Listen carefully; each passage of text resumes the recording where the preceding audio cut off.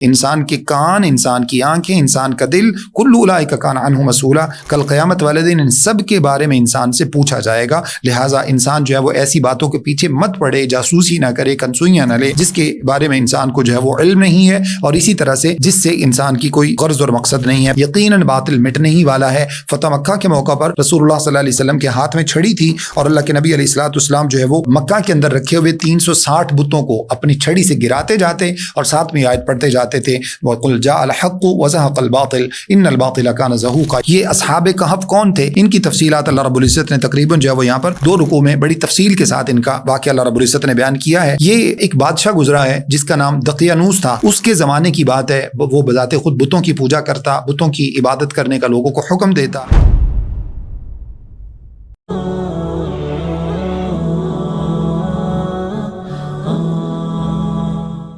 اعوذ باللہ من الشیطان الرجیم، بسم اللہ الرحمن الرحیم، الحمد للہ رب العالمین، والصلاة والسلام علی سید المرسلین وعلی آلہ وصحبہ اجمعین ومن تبعہم بإحسان الی یوم الدین۔ رمضان المبارک کی مناسبت سے خلاصہ مضامین قرآن مجید کے حوالے سے آج ہماری 15ویں نشست ہے، جس میں انشاءاللہ تعالی ہم 15ویں پارے میں سورہ بنی اسرائیل اور اس کے بعد تقریباً 3 حصے، 1/3 جو ہے وہ سورۃ الکہف کے بارے میں، اس کے مضامین کے بارے میں انشاءاللہ تعالی جاننے کی کوشش کریں گے۔ اللہ رب العزت سے دعا ہے کہ اللہ رب العزت مجھے اور آپ سب کو قرآن مجید کے ساتھ اس رمضان میں بطور خاص اپنے تعلق کو گہرا اور مضبوط بنانے کی توفیق عطا فرمائے، اور ہمیں اپنی زندگیوں میں قرآن مجید کے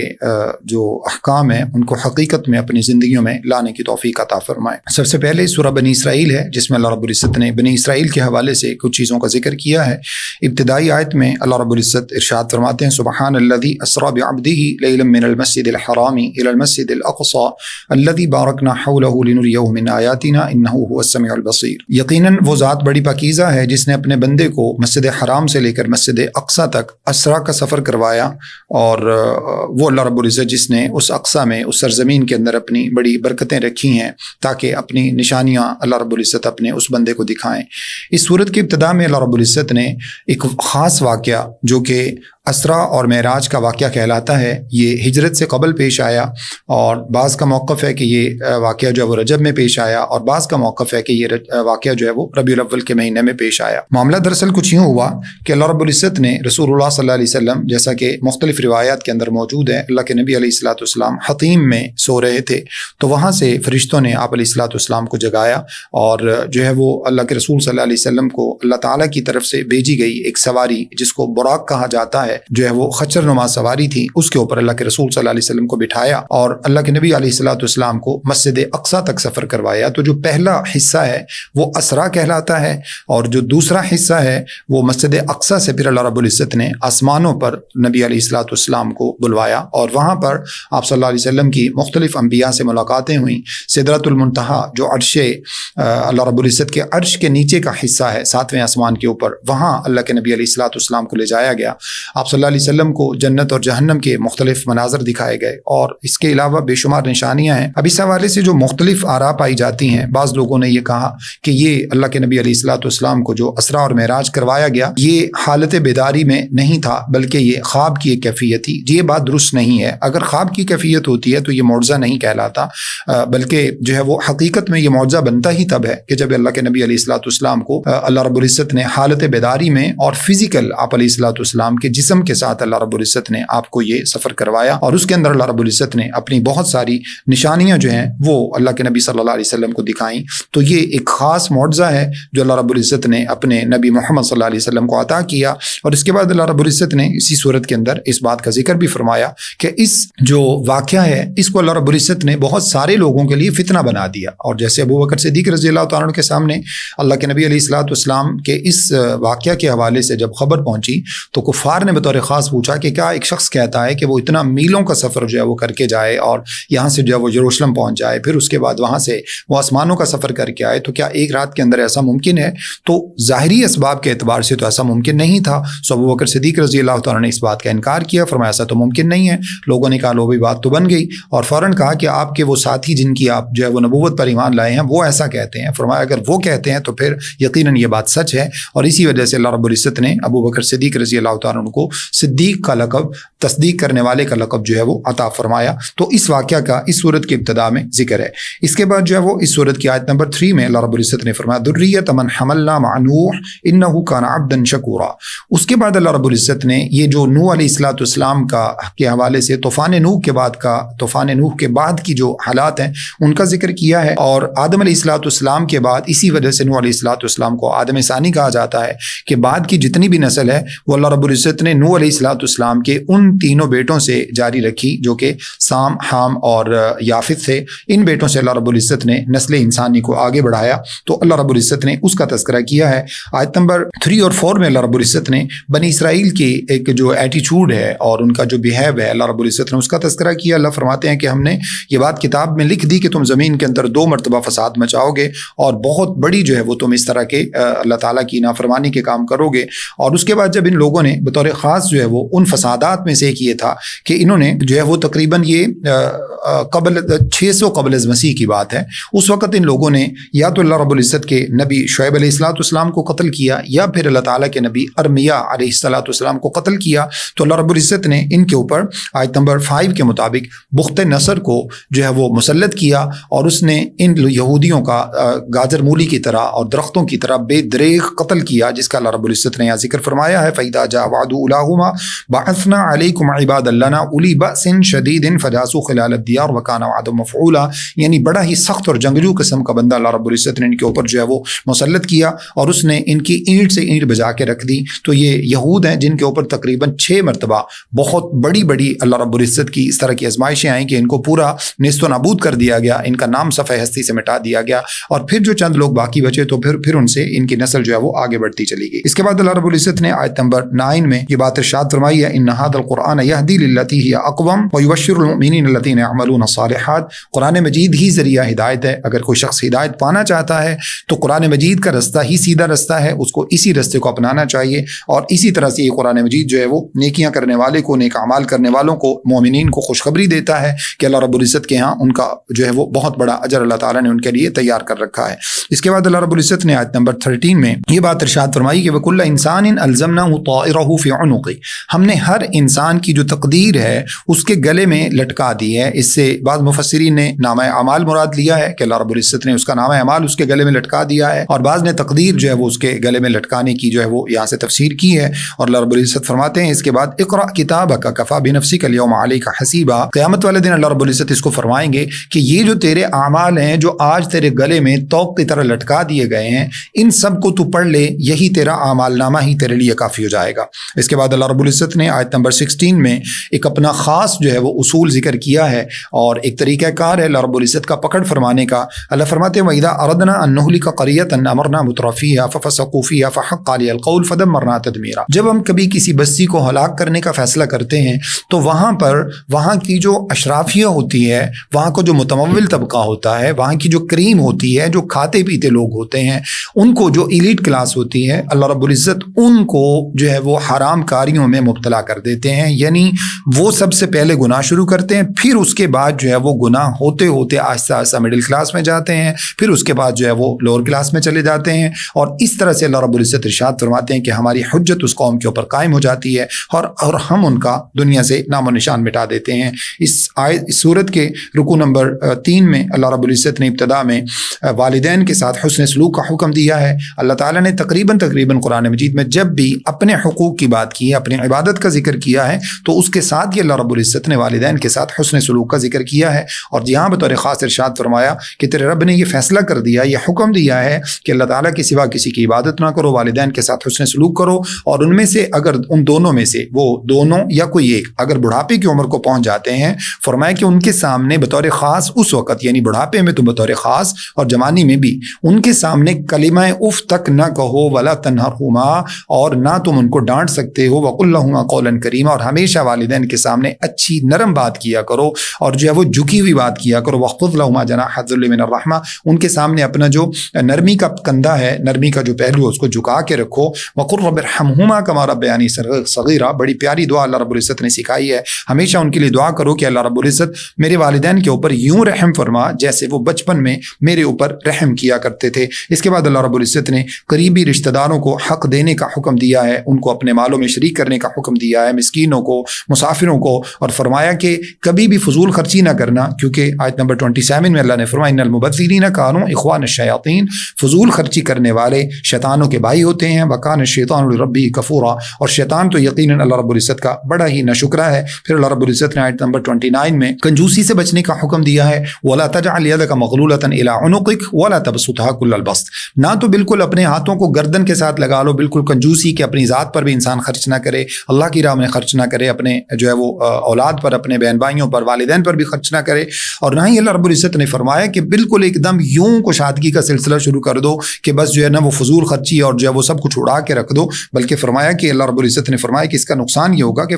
فتقعد ملوما محسورا, تو ایسے ملامت زدہ اور تھکا ہوا ہو جائے گا, یعنی کہ تیری انتہا ہو جائے گی. ان ربک یبسط الرزق لمن یشاء ویقدر, رزق اصل میں اللہ رب العزت کے ہاتھ میں, جس کے لیے اللہ رب العزت چاہتے ہیں اس رزق کو کشادہ کر دیتے ہیں, اور جس کے لیے چاہتے ہیں اللہ رب العزت جو ہے وہ اس رزق کو تنگ کر دیتے ہیں. اس کے بعد اللہ رب العزت نے اگلے رکوع میں, رکوع نمبر 4 میں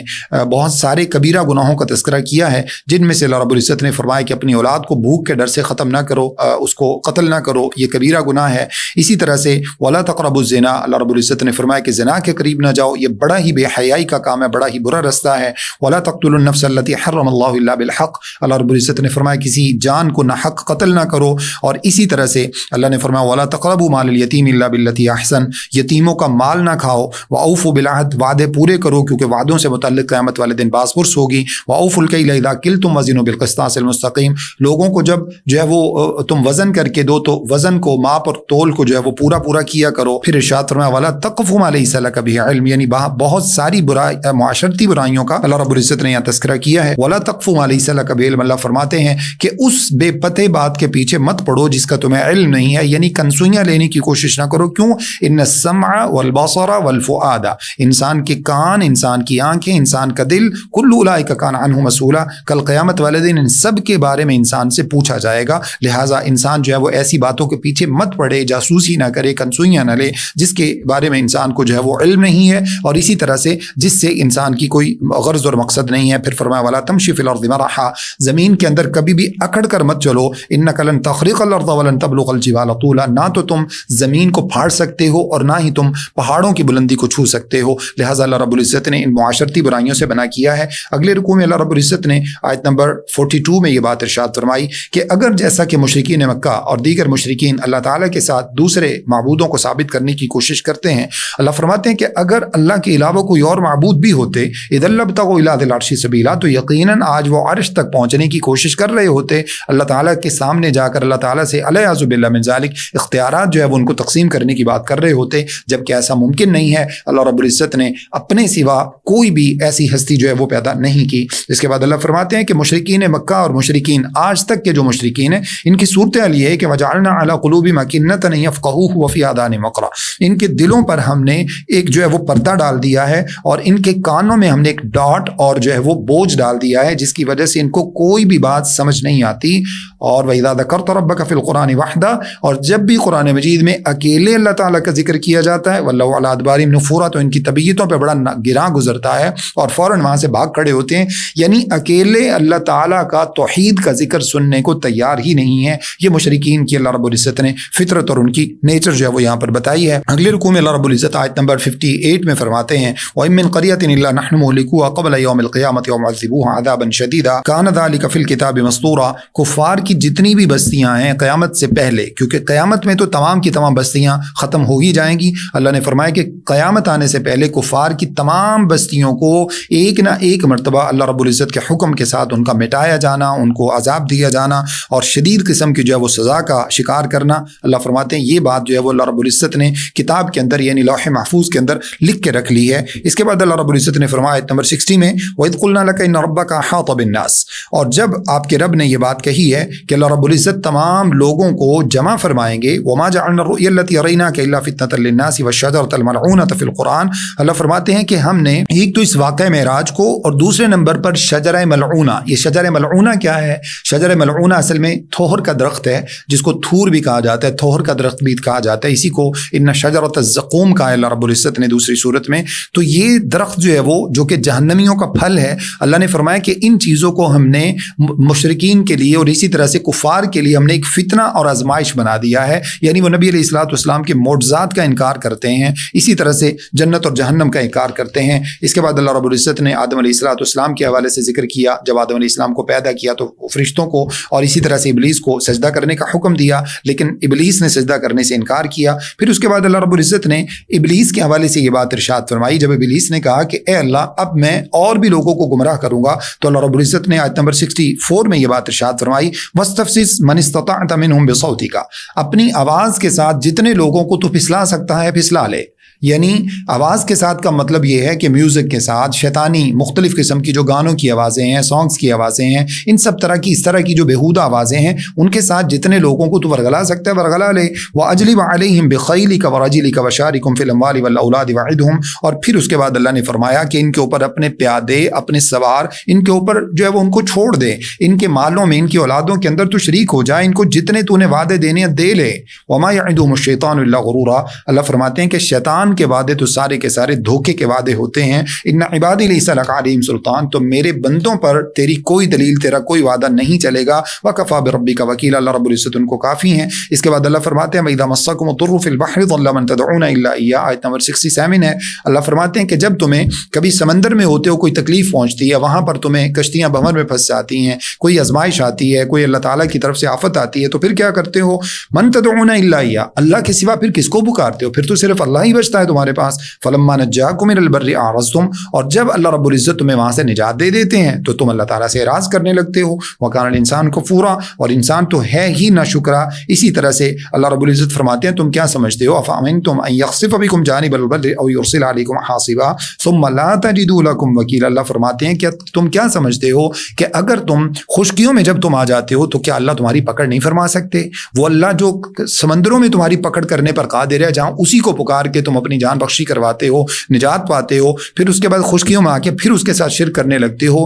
وہ اللہ تمہیں خشکیوں میں بھی پکڑنے پر قادر ہے، اور اگر وہ یہاں پکڑ لے گا تو بتاؤ پھر کہاں جاؤ گے؟ الیاذ باللہ من ذالک، لہٰذا معنی یہ ہے کہ جو سمندروں کا مالک ہے وہی خشکیوں کا مالک ہے، وہی جنگلات کا، وہی صحراؤں کا، ڈیزرٹس کا، ہر جگہ کا وہی اللہ رب العزت مالک ہے۔ پھر اللہ رب العزت نے آیت نمبر 70 میں انسان کی ایک جو باقی مخلوقات پر اللہ رب العزت نے فضیلت عطا فرمائی ہے اس کا ذکر کیا ہے۔ وہ فضیلت جو ہے وہ بے شمار چیزوں میں ہے، تمام چیزوں سے اشرف المخلوقات بنایا اللہ رب العزت نے، جسامت الگ عطا فرمائی ہے، عقل اور شعور عطا فرمایا، بے شمار نعمتیں عطا فرمائی ہیں، زمین کا مالک بنایا، زمین کے اندر تصرف اختیارات کرنے جو ہے وہ استعمال کرنے والا بنایا، ساری چیزوں کو اللہ رب العزت نے انسان کے لیے مسخر کیا ہے، اس کا ذکر کیا۔ اور یہ جو فضیلت ہے یہ ہر انسان کو حاصل ہے، وہ چاہے کافر ہو، چاہے جو ہے وہ مسلمان ہو، چاہے کسی بھی اس سے تعلق رکھتا ہو، یہ فضیلت تمام لوگوں کو حاصل ہے۔ پھر اللہ رب العزت فرماتے ہیں آیت نمبر 71 میں یوم ندعو کل اناس بامامہم، قیامت والے دن ہم تمام لوگوں کو ان کے اماموں کے ساتھ بلائیں گے۔ بعض لوگوں نے کہا اماموں سے مراد انبیاء ہیں،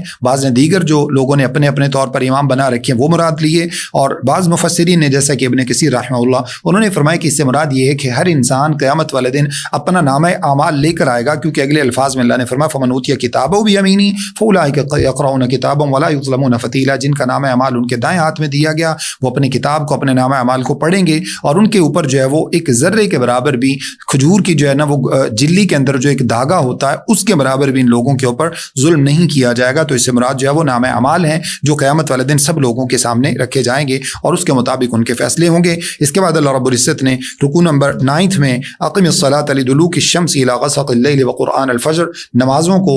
اس سے مفسرین نے پانچوں نمازوں کے بارے میں ذکر کیا ہے کہ اللہ رب العزت نے پانچوں نمازوں کا حکم دیا۔ اقم الصلاۃ لدلوک الشمس الی غسق اللیل، پہلے اللہ رب العزت نے فرمایا کہ نماز قائم کیجئے زوال تک، یعنی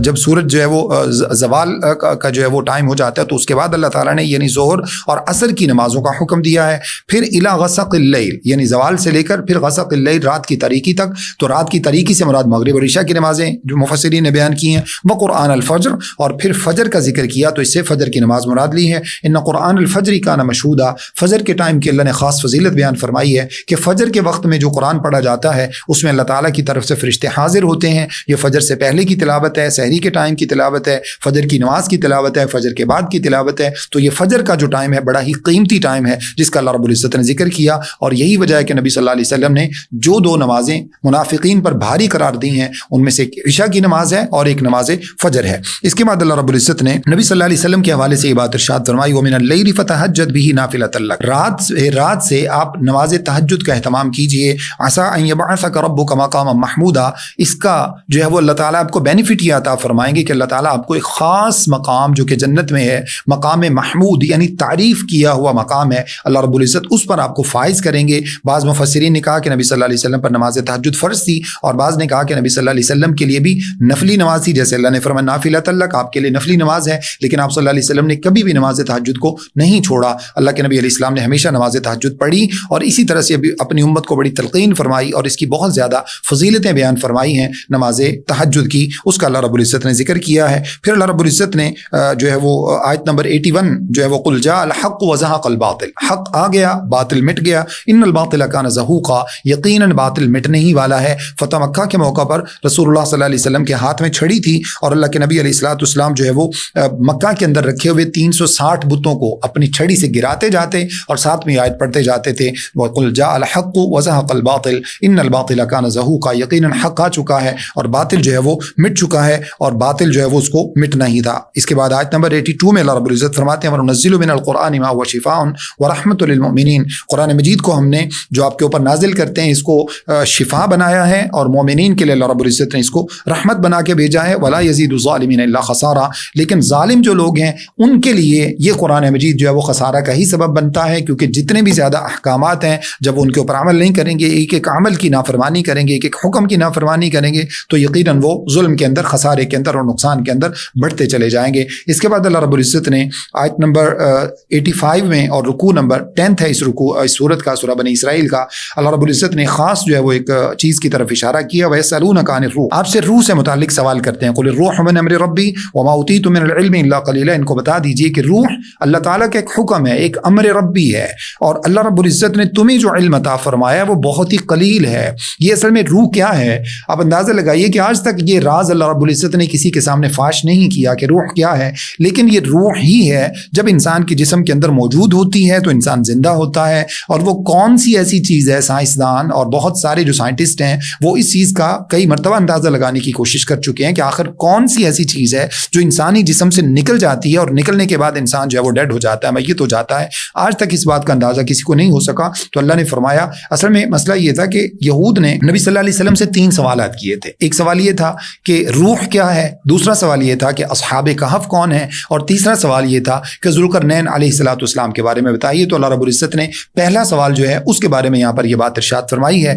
کہ آپ جو ہے وہ ان کو بتا دیجئے کہ یہ روح جو ہے یہ تو اللہ رب العزت کا ایک خاص حکم ہے، اس نے اس کی تفصیلات نہیں بتائیں، لہٰذا تمہیں بھی اس کے اس طرح کے رازوں میں جو ہے وہ پڑھنے کی ضرورت نہیں ہے. اس کے بعد اللہ رب العزت ارشاد فرماتے ہیں اگر سارے کے سارے تمام جن و انس اکٹھے ہو جائیں قرآن مجید کی مثل اور مثال لانے پر، لا یأتون بمثلہ ولو کان بعضهم لبعض ظہیرا، ایک دوسرے کے جتنے بھی بڑے مددگار بن جائیں قرآن جیسی کوئی کتاب بنا کے نہیں لا سکتے. اس کا اللہ رب العزت نے ذکر کیا. پھر اس کے بعد اللہ رب العزت ارشاد فرماتے ہیں آیت نمبر جو ہے وہ 90 سے لے کر آیت نمبر 93 تک، اللہ فرماتے ہیں کفار نے مختلف مطالبات کیے نبی صلی اللہ علیہ وسلم سے، کہنے لگے ہم اس وقت تک آپ پر ایمان نہیں لائیں گے جب تک آپ زمین سے ایک چشمہ جاری نہ کر دیں، یا آپ جو ہے نا وہ ایک بہت بڑا باغ کھجوروں کا، انگوروں کا جس کے اندر نہریں چلتی ہوں وہ نہ پیدا کر کے دکھا دیں، اور تسقط السماء کما زعمت علینا کسفا وتأتی باللہ والملائکۃ قبیلا، یا پھر جو ہے وہ آپ آسمان ہمارے اوپر گرا کے نہ دکھا دیں، یا فرشتے آپ کے ساتھ نازل نہ ہو جائیں، اللہ رب العزت خود جو ہے وہ آپ کے ساتھ نہ آ جائیں،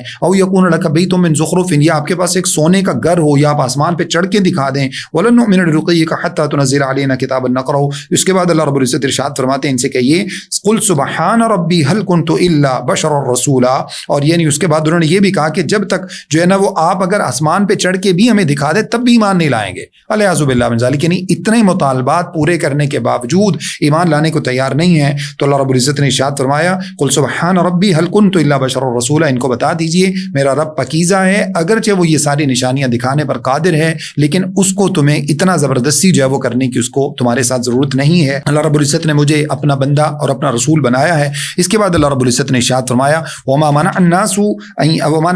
ان يؤمنوا اذ جاءهم الهدى الا ان قالوا وبعث اللہ بشر رسولا، ایمان نہ لانے میں رکاوٹ کیا ہے کہ اللہ رب العزت نے نبی علیہ الصلوۃ والسلام کو یعنی بشر رسول کیوں بنایا ہے، انسانوں میں سے کیوں چنا ہے، یہ واحد رکاوٹ ہے۔ اس کے بعد اللہ فرماتے ہیں وَمَن يَهْدِ اللَّهُ فَهُوَ الْمُهْتَدِ، جو ہدایت جو ہے وہ اصل میں اللہ رب العزت کے ہاتھ میں ہے، اور جس کو اللہ گمراہ کر دے اس کے لیے اب کوئی بھی مددگار نہیں پائیں گے، اور قیامت والے دن اللہ رب العزت فرماتے ہیں ہم ان کو اندھا بہرا اور گونگا کر کے اٹھائیں گے، ان کا ٹھکانہ جہنم ہوگا، اور وہ بہت ہی برا ٹھکانہ ہے جہاں پر اللہ رب العزت ان سب لوگوں کو جمع فرمائیں گے۔ اس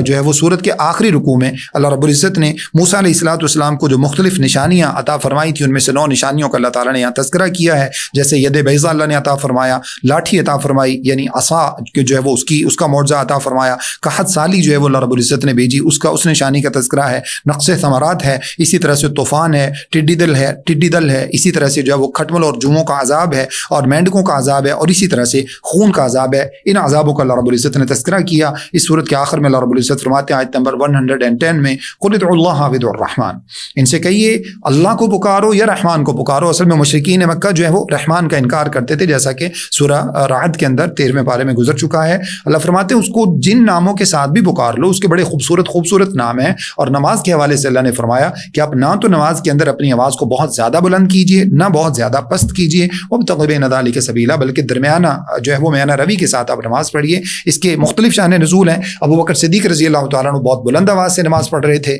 بڑی آہستہ آواز سے نماز پڑھ رہے تھے، عمر فاروق رضی اللہ تعالیٰ عنہ بڑی بلند آواز سے نماز پڑھ رہے تھے، تو آپ نے دونوں کو میانہ روی کا حکم دیا۔ عبداللہ بن عباس رضی اللہ عنہ فرماتے ہیں کہ نبی صلی اللہ علیہ وسلم ایک مرتبہ جب مشرکین مکہ سامنے ہوتے تو آپ ذرا بلند آواز سے قرآن پڑھتے، اس کا نتیجہ یہ نکلتا کہ وہ سنتے، ان کو تکلیف ہوتی، پھر وہ اللہ رب العزت کو گالیاں دیتے۔ تو اس وجہ سے جب آپ صلی اللہ علیہ وسلم کبھی صرف مسلمانوں کے درمیان موجود ہوتے تو پھر نارمل آواز سے پڑھ لیتے۔ تو اللہ رب العزت نے فرمایا کہ آپ اپنی آواز کو میانہ روی کے ساتھ ہی رکھیے تاکہ وہ جو ہے نا ان کو بھی گالیاں نکالنے کا اللہ رب العزت کو موقع نہ ملے۔ اس کے بعد سورہ کہف ہے جس کا اللہ رب العزت نے ذکر کیا ہے۔ بنیادی اعتبار سے اللہ تعالیٰ نے اس میں جو ہے وہ اصحاب کہف کا ذکر کیا ہے، اور یہ بڑی جو ہے وہ فضیلت والی صورت ہے۔ اس کی ابتدائی اور آخری 10 آیات کے بارے میں بعض روایات میں ابتدائی 10 آیات کے بارے میں جو ہے وہ احادیث کے اندر موجود ہے کہ اللہ کے نبی علیہ الصلوۃ والسلام نے ارشاد فرمایا کہ جو بندہ اس کی ابتدائی 10 آیات کو یاد کر لیتا ہے اور پڑھتا رہتا ہے وہ شخص جو ہے وہ دجال کے فتنے سے محفوظ رہے گا۔ ایک صحابی کے بارے میں واقعہ موجود ہے کہ وہ رات کو قرآن مجید کی تلاوت کر رہے تھے، سورہ کہف کی ہی تلاوت کر رہے تھے،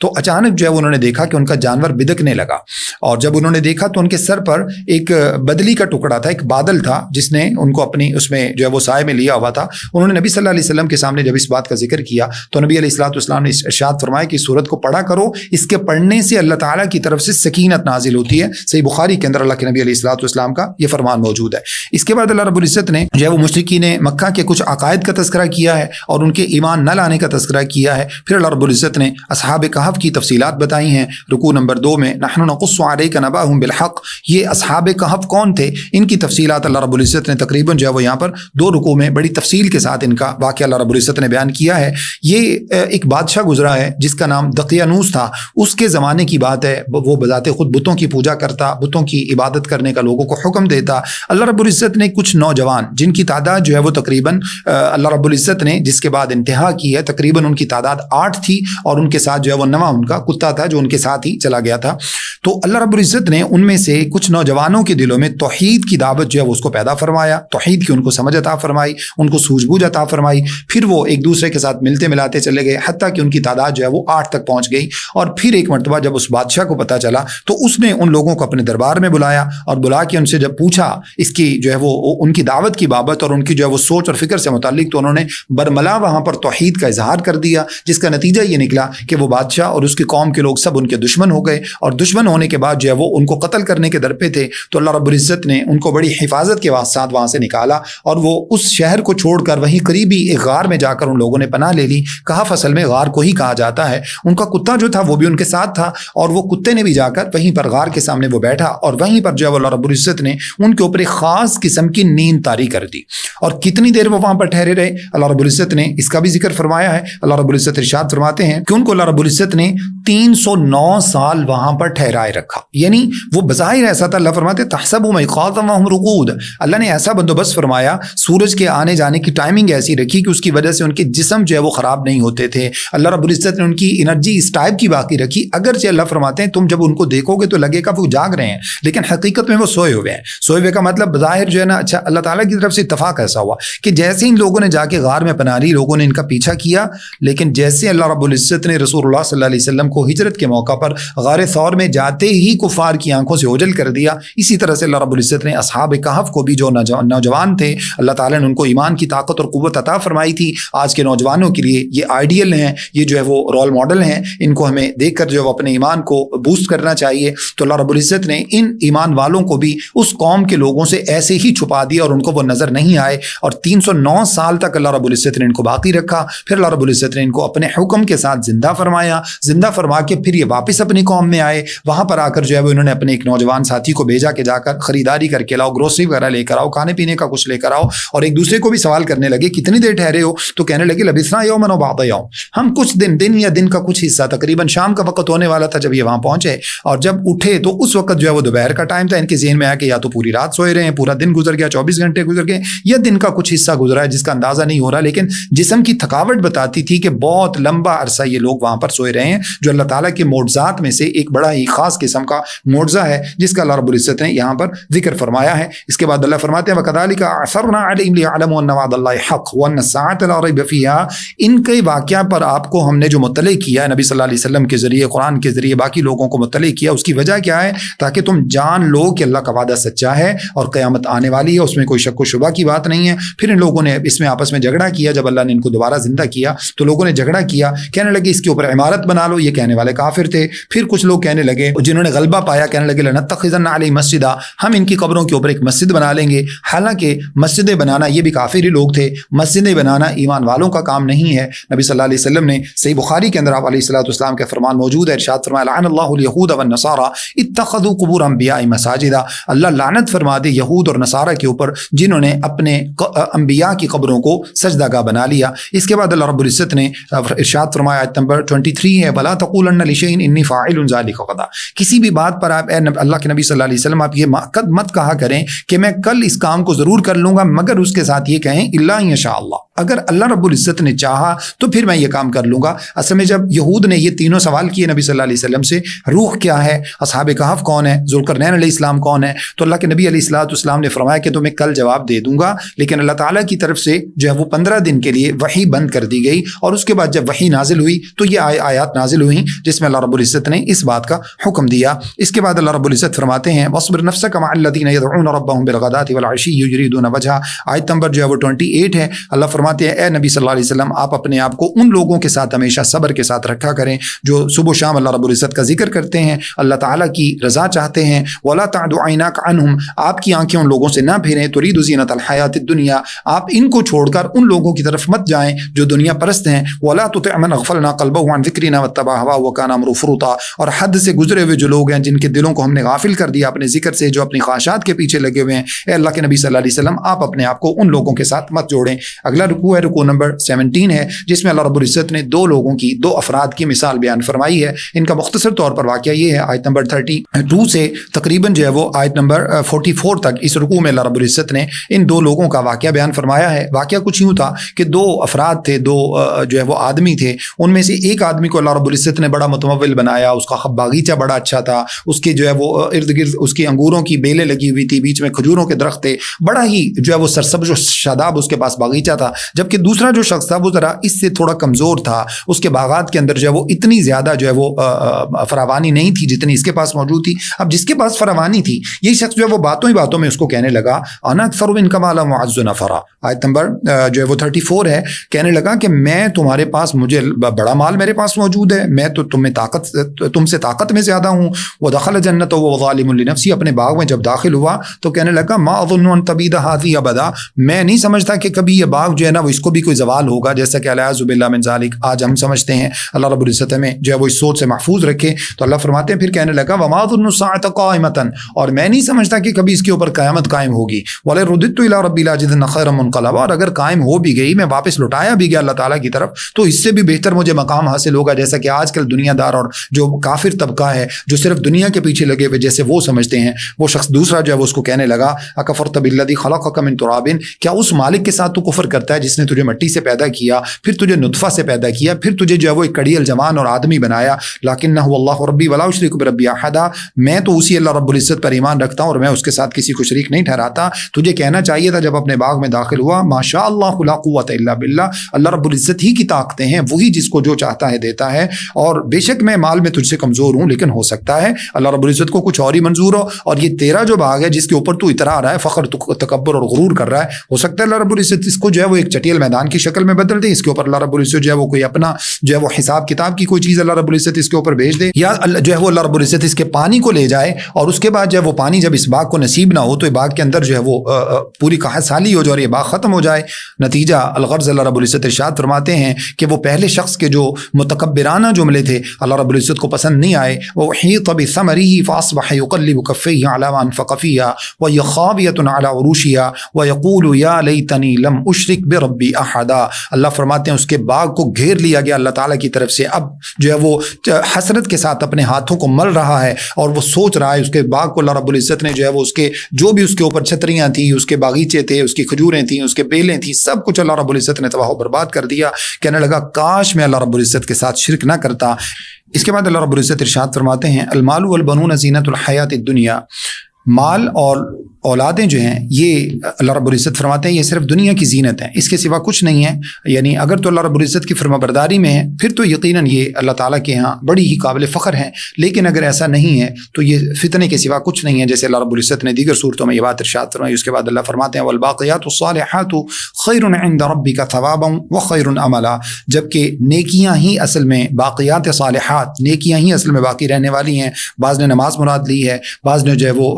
توحید مراد لی ہے، بعض نے اس سے جو ہے وہ دیگر عبادات مراد لی ہیں، اور بعض مفسرین نے کہا کہ تمام کی تمام نیکیوں کو یہ الفاظ شامل ہیں، وہی باقی رہنے والے ہیں، وہی اللہ رب العزت کے پاس اجر کے اعتبار سے اور جو ہے وہ امید کے اعتبار سے زیادہ فضیلت والے ہیں۔ اس کے بعد اللہ رب العزت ارشاد فرماتے ہیں قیامت والے دن کا اللہ رب العزت نے ایک ذرا سا نقشہ کھینچا ہے، ووضع الکتاب فطر المجرمین مشفقین مما فیہ ویقولون یا ویلتنا ما لهذا الکتاب لا یغادر صغیرۃ ولا کبیرۃ الا احصاها ووجدوا ما عملوا حاضرا ولا یظلم ربک احد۔ آیت نمبر 49 ہے۔ اللہ فرماتے ہیں جب نامہ اعمال پیش کیے جائیں گے تو آپ دیکھیں گے جو مجرمین ہیں، جرم کرنے والے جن کے نامہ اعمال ان کے بائیں ہاتھ میں دیے جائیں گے، اب یہاں پر بڑے ڈرے ہوئے اور ساتھ میں یہ کہہ رہے ہوں گے کیا ہو گیا اس کتاب کو، اس نے ذرے کے برابر بھی جو ہم نے عمل کیا تھا نا اس نے وہ چھوڑا ہے، نہ کوئی بڑے سے بڑا عمل چھوڑا، نہ کوئی چھوٹے سے چھوٹا عمل چھوڑا۔ یعنی تنہائیوں میں کیے ہوئے اعمال بھی قیامت والے دن انسان کے نام اعمال میں درج ہوں گے، جس کا گواہ انسان کی ذات کے سوا، یعنی اللہ رب العزت گواہ ہوگا اور انسان گواہ ہوگا، اس کے سوا کوئی اس گناہ کے بارے میں نہیں جانتا ہوگا، اس عمل کے بارے میں نہیں جانتا ہوگا، نیکی کا عمل ہے یا برائی کا عمل ہے۔ اللہ فرماتے ہیں یہ سب کا سب اس دن جو ہے وہ انسان اپنے سامنے حاضر پائے گا، اور اللہ رب العزت کسی کے اوپر ایک ذرے کے برابر بھی ظلم نہیں کریں گے۔ اس کے بعد اللہ رب العزت نے دوبارہ سے آدم علیہ السلام کے حوالے سے ذکر کیا ہے، جب اللہ رب العزت نے سجدہ کرنے کا حکم دیا، اور جو ہے وہ شیطان کے بارے میں بطور خاص ارشاد فرمایا کہ جب ابلیس نے انکار کیا، کان من الجن ففسق عن امر ربی، بعض لوگ یہ سمجھتے ہیں کہ شیطان جو ہے وہ اللہ کے مقرب فرشتوں میں سے تھا، فرشتوں میں سے نہیں تھا، مقربین میں ضرور شامل تھا لیکن فرشتہ نہیں تھا۔ قرآن کے الفاظ اسی بات پر دلالت کرتے ہیں، شیطان جو ہے وہ جنوں میں سے تھا اور اس نے اللہ رب العزت کے حکم کی نافرمانی کی، جس کی وجہ سے اللہ رب العزت نے اس کو راندہ درگاہ قرار دیا۔ اس کے بعد اللہ رب العزت فرماتے ہیں آیت نمبر 55 میں وَمَا مَنَعَ النَّاسَ أَن يُؤْمِنُوا إِذْ جَاءَهُمُ الْهُدَىٰ وَيَسْتَغْفِرُوا رَبَّهُمْ إِلَّا أَن تَأْتِيَهُمْ سُنَّةُ الْأَوَّلِينَ أَوْ يَأْتِيَهُمُ الْعَذَابُ قُبُلًا۔ لوگوں کو ایمان لانے میں رکاوٹ جو ہے وہ سب سے بڑی اس بات کی ہے کہ لوگ کیا کرتے ہیں، چونکہ ان کے بڑے لوگ ایمان نہیں لائے تھے تو اسی کی وجہ سے، یعنی اپنے آباء و اجداد کے دین پر چلتے ہوئے، پہلے لوگوں کے دین کے اوپر چلتے ہوئے لوگوں نے جو ہے وہ شعور کا انکار کیا، ایمان کا انکار کیا، اور اللہ رب العزت کی طرف سے دیے گئے جو دلائل ہیں ان دلائل کا انکار کیا۔ اس جو ہے وہ پارے کے آخری رکوع میں، رکوع نمبر جو ہے وہ 21 ہے اس پارے کا، اور سورت کا رکوع نمبر 9 ہے، اللہ رب العزت نے موسیٰ علیہ السلام کے حوالے سے ایک خاص واقعہ کی طرف اشارہ کیا ہے، خاص واقعہ جو اس کی تفصیلات بلکہ اللہ رب العزت نے بتائی ہیں۔ رکوع نمبر جو ہے وہ 21 بھی اس کا، رکوع نمبر 9 ہے سورت اس کا، اور اس کے ساتھ جو ہے وہ رکوع نمبر 10 بھی ہے، جس میں اللہ رب العزت نے دونوں رکوع کے اندر مکمل تفصیلات کے ساتھ یہ واقعہ بیان کیا ہے۔ واقعہ دراصل کچھ یوں تھا کہ ایک شخص نے موسیٰ علیہ السلام سے پوچھا کیا آپ کے علاوہ آپ سے بڑا بھی کوئی عالم دین موجود ہے؟ تو آپ علیہ السلام نے فرمایا کہ مجھ سے بڑا کوئی عالم دین موجود نہیں ہے۔ تو اللہ رب العزت نے موسیٰ علیہ السلام کو فرمایا کہ آپ سے بڑے بھی عالم دین موجود ہیں، اور جو ہے وہ آپ سے بڑے عالم دین موجود ہیں. تو موسیٰ علیہ السلام نے پوچھا کہ اللہ وہ مجھے کہاں ملیں گے؟ تو اللہ رب العزت نے فرمایا کہ آپ مجمع البحرین پہ چلے جائیے. مجمع البحرین کون سی جگہ ہے؟ یہ بحر احمر میں وہ جگہ ہے جہاں پر خلیج عقبہ اور خلیج سوئس یہ دونوں آپس میں ملتی ہیں اور بحر احمر میں داخل ہوتی ہیں. وہ جگہ ہے, وہاں پر آپ چلے جائیے تو وہاں جا کر آپ کو ہمارا وہ بندہ ملے گا. موسیٰ علیہ السلام نے اپنے ساتھ یوشع بن نون علیہ السلام کو لیا, جو موسیٰ علیہ السلام کے بعد آپ علیہ السلام کے جانشین ہوئے تھے. ان کو ساتھ لیا اور ساتھ میں کچھ کھانے کے لیے مچھلی لی اور فرمایا کہ جو ہے وہ ہم ایک خاص موقع پر پہنچیں گے اور وہاں جا کر اس بندے کا ہم انتظار کریں گے. اور وہاں جا کر موسیٰ علیہ السلام جب پہنچے مجمع بینہما نسیا حوتہما فاتخذ سبیلہ فی البحر سربا, جب وہاں پر پہنچے تو اپنی مچھلی جو ہے وہ کسی اور ہی جگہ پر چھوڑ کر آگے. بہرحال رب العزت نے اس کی ساری تفصیلات کا تذکرہ کیا ہے. تو موسیٰ علیہ السلام جب اس مقام پر پہنچے اور وہاں پر آپ علیہ السلام کی ملاقات جو ہے وہ خضر علیہ السلام کے ساتھ ہوئی. جب خضر علیہ السلام کے ساتھ ملاقات ہوئی تو وہاں پر آپ علیہ السلام نے ان کے جو ہے وہ اپنا سارا ماجرا بتایا اور انہوں نے آپ علیہ السلام کو فرمایا کہ آپ میرے ساتھ چلیے لیکن آپ کسی بھی بابت کوئی سوال نہیں کریں گے. خضر علیہ السلام کون ہے؟ بعض لوگوں نے کہا, اللہ تعالیٰ ان کو ہدایت نصیب فرمائے, وہ کہتے ہیں کہ خضر علیہ السلام ایک ولی تھے اور ولیوں کی شان الیاذ باللہ من ذالک نبیوں سے زیادہ ہوتی ہے. ایسا ممکن نہیں ہے. ہاں یہ ممکن ہے کہ خضر علیہ السلام کو بھی اللہ رب العزت نے نبی ہی بنایا ہو, اور یہ بھی ممکن ہے اگر وہ نبی نہ بھی ہوں تو اس سے ہرگز یہ بات ثابت نہیں ہوتی کہ کسی ولی کی جو شان ہے وہ نبی علیہ السلام سے زیادہ ہوتی ہے. ایسا نہیں ہے. اللہ تعالیٰ نے انبیاء کو بھی مختلف قسم کے درجات رکھے ہیں. اسی طرح سے اللہ رب العزت جس بندے کے چاہیں اپنے درجات جو ہے وہ اللہ رب العزت ان کے بڑھاتے چڑھاتے ہیں. لیکن یہ پکی بات ہے کہ جو دیگر عام لوگ ہوتے ہیں وہ کبھی بھی انبیاء سے بڑھ کر ان کی شانیں اور ان کی فضیلتیں نہیں ہوا کرتی. تو اللہ رب العزت نے ان کا جو ہے وہ تفصیلات کے ساتھ تذکرہ کیا ہے. موسیٰ علیہ السلام نے جب ان کے ساتھ چلنا شروع کیا تو اتفاق یہ ہوا کہ جب وہ کسی جگہ سے گزرے اور ساتھ انہوں نے نصیحت بھی کی, ستجدنی انشاءاللہ صابرا, کہنے لگے انک لن تستطیع معی صبرا. آیت نمبر 67 ہے. موسیٰ علیہ السلام آپ میرے ساتھ جا رہے ہیں لیکن آپ صبر نہیں کر سکیں گے. وکیف تصبر علی ما لم تحط به خبرا, ظاہر ہے جب آپ کے سامنے ما فوق العقل کچھ ایسی چیزیں ہوں گی, ما فوق الفطرت کچھ ایسے معاملات ہوں گے جن سے آپ پر صبر نہیں ہو سکے گا. تو اس وجہ سے فرمایا کہ یہ کام آپ کے لیے بڑا آسان نہیں ہوگا. فرمایا ستجدنی انشاءاللہ صابرا ولا اعصی لک امرا, انشاءاللہ اللہ رب العزت نے چاہا تو آپ مجھے صبر کرنے والا پائیں گے اور میں کسی بھی آپ کی بات کی مخالفت نہیں کروں گا. اس کے بعد جو ہے وہ جب چلنا شروع کیا, اب پہلے ہی واقعہ یہ ہوا کہ حتی اذا رکب فی السفینۃ خرقھا, جب وہ کشتی میں بیٹھے تو کشتی کو توڑ دیا. خضر علیہ السلام نے موسیٰ علیہ السلام سے رہا نہیں گیا. فرمایا خرقتها لتغرق اهلها, کیا آپ نے یہ کشتی اس وجہ سے توڑ دی ہے تاکہ کشتی والے غرق ہو جائیں بیچارے؟ لقد جئت شیئا امرا, آپ نے تو بڑا بھاری اور بڑا عجیب کام کیا ہے. قال لم اقل انك لن تستطيع معي صبرا, فرمانے لگے خضر علیہ السلام یا موسیٰ علیہ السلام میں نے آپ سے کہا نہیں تھا آپ سے صبر نہیں ہوگا. قال لا تؤاخذني بما نسيت ولا ترهقني من امري عسرا, فرمایا کہ ہاں ایک بار تو معاف کیجئے, درگزر کیجئے, جو کچھ مجھ سے غلطی ہو گئی ہے, البتہ یہ ہے کہ میرے اوپر زیادہ سختی نہیں کیجئے, میں انشاءاللہ دوبارہ کوشش کروں گا کہ دوبارہ آپ سے سوال نہ کروں. فانطلقا حتى اذا لقي غلاما فقتله, جب وہ پھر آگے چلے ان کی ملاقات ایک بچے سے ہوئی تو خضر علیہ السلام نے کیا کیا, اس بچے کو قتل کر دیا. جیسے ہی اس کو قتل کیا تو موسیٰ علیہ السلام سے پھر نہ رہا گیا. فرمانے لگے اقتلت نفسا زکیۃ بغیر نفس, آپ نے ایک معصوم جان کو بغیر کسی وجہ کے, یعنی بغیر کسی جو ہے وہ بدلے کے, یعنی اس نے کسی اور کو قتل بھی نہیں کیا, کسی کا نقصان نہیں کیا, پھر بھی آپ نے ایک بچے کو قتل کر دیا. لقد جئت شیئا نکرا, آپ نے تو بڑا ہی برا کام کیا ہے. الیاذ باللہ من ذالک. اس کے ساتھ ہی ہمارا آج کا جو ہے وہ درس مکمل ہوتا ہے. باقی انشاءاللہ تفصیلات اگلے پارے میں ہم ڈسکس کریں گے. اللہ سے دعا ہے کہ جو کچھ میں نے آپ کے سامنے بیان کیا مجھے اور آپ سب کو سمجھنے, عمل کرنے اور آگے پہنچانے کی توفیق عطا فرمائے. استغفر اللہ لی ولکم ولسائر المسلمین. السلام علیکم ورحمۃ اللہ وبرکاتہ.